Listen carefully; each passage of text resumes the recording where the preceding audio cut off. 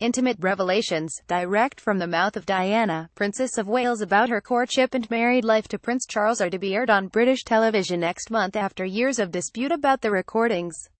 Speaking to a video camera 4 years before her death, Diana will tell of Charles's early unexpected attempts to woo her as a teenager and of the sorrow that enveloped her soon after her wedding day in July 1981. In the documentary Diana, in her own words, to be shown on Channel 4 in the run-up to the 20th anniversary of her death in a car crash on the 31st of August, the princess reveals that 5 years into her marriage she went sobbing to the Queen once she believed she had confirmation that her marriage was loveless.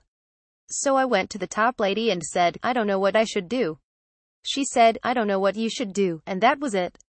That was help." Diana also tells of the impact of an illicit romance with a mystery man.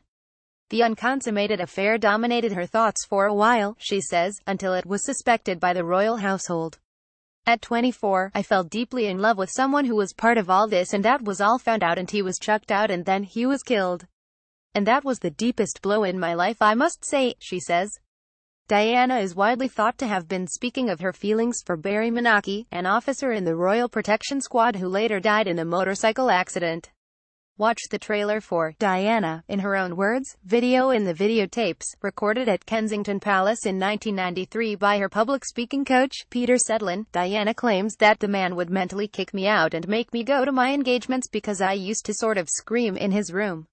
She tells Sedlin that the royal family knew about her infatuation, but there was never any proof. She adds, "I should never have played with fire, but I didn't. I got very burnt.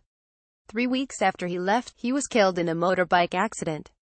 And he was the greatest fun I have ever had." Ralph Lee, the commissioning editor of Factual at Channel 4, said, "This film gives Diana a voice, and places it front and center at a time when the nation will be reflecting on her life and death. It is her account of events both private and public, and is an important contribution to the historical record." The footage at the core of the new documentary has been contentious since 2001, when the tapes were unearthed in a police raid on the home of Paul Burrell, the former royal butler. The Spencer family made a legal claim on the tapes, but they were returned to Sedlin in 2004.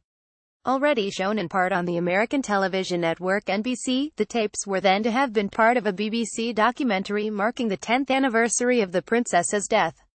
Sir Teddy Taylor, the Tory MP for Rochford and Southend East at the time, called for a ban on broadcasting the tapes in any form while the couple's sons, Princes William and Harry, were alive. No ban was imposed, but the program was still pulled from the schedule despite having cost more than